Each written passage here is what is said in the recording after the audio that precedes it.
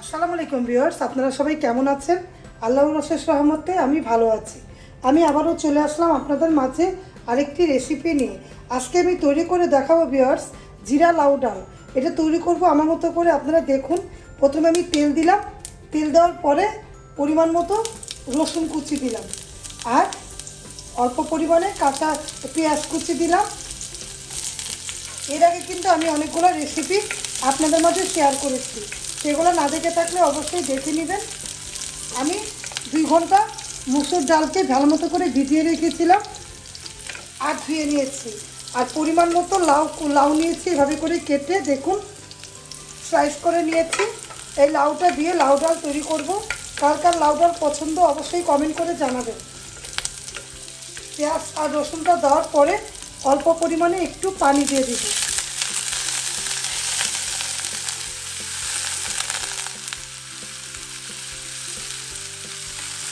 আর একটু পানি দিব। এখন অল্প পরিমাণে হলুদ কুচি দিয়ে হলুদের গুঁড়া দিব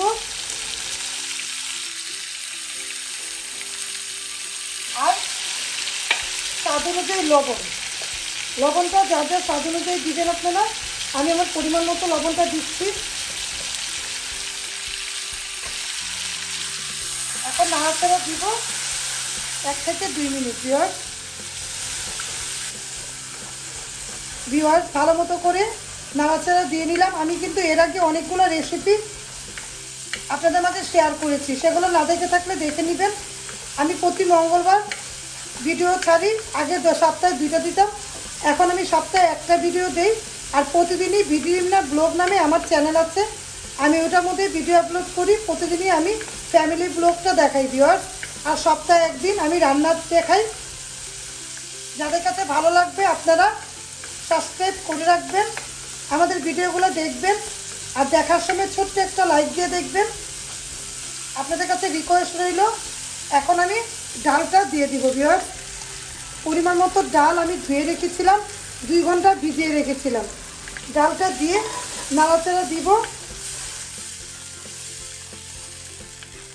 যারা যারা আমাকে সাবস্ক্রাইব করেছেন তাদেরকে অসংখ্য ধন্যবাদ এবং ভালোবাসা। এভাবে করে আমার রেসিপি এবং ব্লগের পাশে থাকবেন।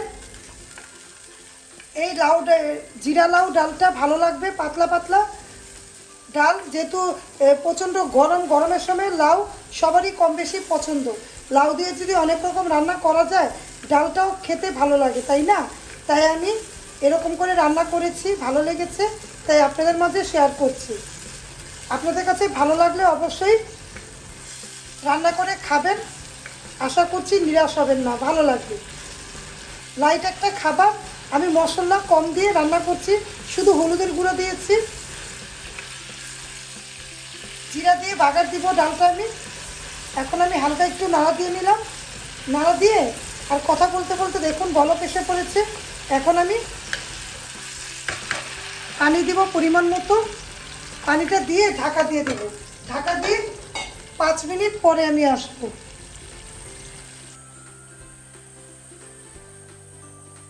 ভিউয়ার্স চলে আসলাম ডালটা দেখার জন্য। আমি ডালটা চুলার আঁচ কমিয়ে 10 মিনিট রান্না করেছি। এখন দেখুন আমি লাউটা দিয়ে দিব ভিউয়ার্স। এটা রান্না করে খাবেন, ভালো লাগবে। যেহেতু প্রচণ্ড গরমের সময় এরকম ডাল ভালো লাগবে। আমি এর আগে মূলা ডাল দিয়েছি, জিরা ডালও দিয়েছি।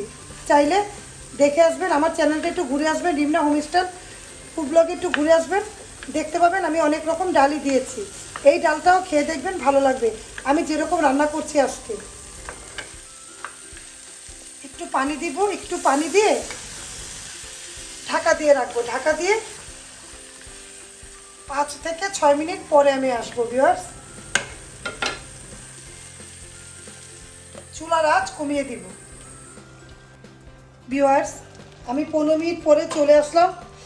দেখুন আমার লাউটা গলে গিয়েছে, দেখতে কত নরম, একেবারে গলে নরম হয়ে গিয়েছে। এখন আমি পরিমাণ মতো টমেটো আর কাঁচামরিচ নিয়েছি, এটা দিয়ে দিব ভিউয়ার্স। দিয়ে নাড়াচাড়া দিব হালকা করে। আমার লবণ ভিউয়ার্স হয়েছে। এখন আমি নাড়াচাড়া দিয়ে পরিমাণ মতো পানি দিব। ডালটা আমার আর লাউটা গলে গিয়েছে, ডালটা তো সিদ্ধ হয়ে গিয়েছে দেখতে পেলেন। এখন আমি পরিমাণ মতো যেভাবে আমি খাবো ডালটা, থকথকে করবো নাকি পাতলা করবো এটা আমার ব্যাপার, এরকম করে আমি পানি দিব। এখন পানি দিয়ে দেখুন, যেহেতু গরমের সময় পাতলা পাতলা ডাল, এভাবে করে ডালটাই দিয়ে এভাবে করে 2-1টা লাউ এসে পড়বে, খেতে ভালো লাগবে। তাই আমি পানিটা দিলাম পরিমাণ মতো। পানিটা দিয়ে এখন একটু চুলাটা বাড়িয়ে বলক আনাবো। বলক আনিয়ে 5 মিনিট জন্য ঢাকা দিয়ে দিব ভিউয়ার্স। ঢাকা দিয়ে 5 মিনিট পরে আমি আসবো।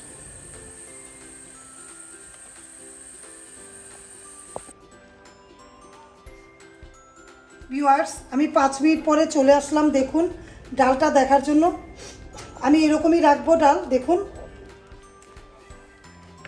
এখন আমি একটা একটা ফ্রাই প্যান নিয়েছি।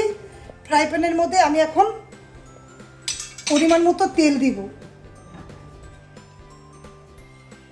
অল্প একটু তেল দিব, যেহেতু তেল দিয়ে আমি রান্না করেছি। এখন আমি ফোড়ন দিব। এখানে আছে শুকনা মরিচ আর নিয়েছি জিরা, কাঁচা জিরাটা নিচে, আস্ত জিরা আর শুকনা মরিচ। এটা এখন আমি বিসমিল্লাহ করে দিয়ে দিব ভিউয়ার্স।